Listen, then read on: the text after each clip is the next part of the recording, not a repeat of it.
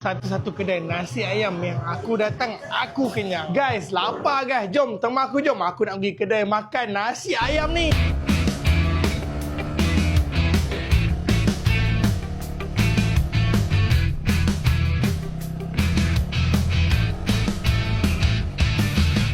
Selamat datang ke kedai nasi ayam Hainan Legend Paroi.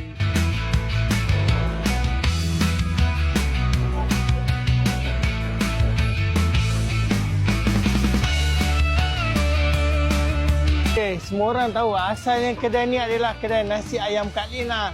Tetapi kedai ni dah diambil alih oleh adik Kak Lina sendiri. Jadi bila adik Kak Lina dah ambil sepenuhnya, dia rebrandingkan menjadi nasi ayam Hainan Legend Paroi. Walaupun adik Kak Lina dah ambil sepenuhnya, tetapi tukang masak dia masih sama juga.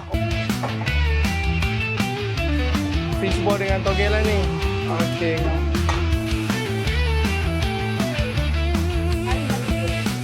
Hari satu kilo.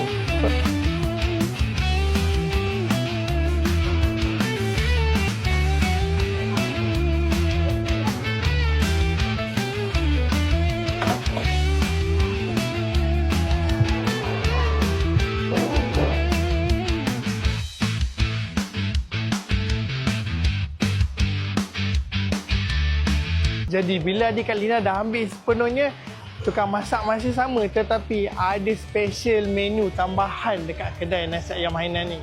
Jadi menu-menu baru yang ada dekat kedai nasi ayam Hainan Legend Paroi ni adalah pak choy, tahu sumbat, popiah dan sup yang sentiasa panas dan masak setiap hari. Trademark dia Legend Paroi punya makanan adalah bawang putih dan juga halia goreng untuk customer nasi ayam Hainan Legend Paroi.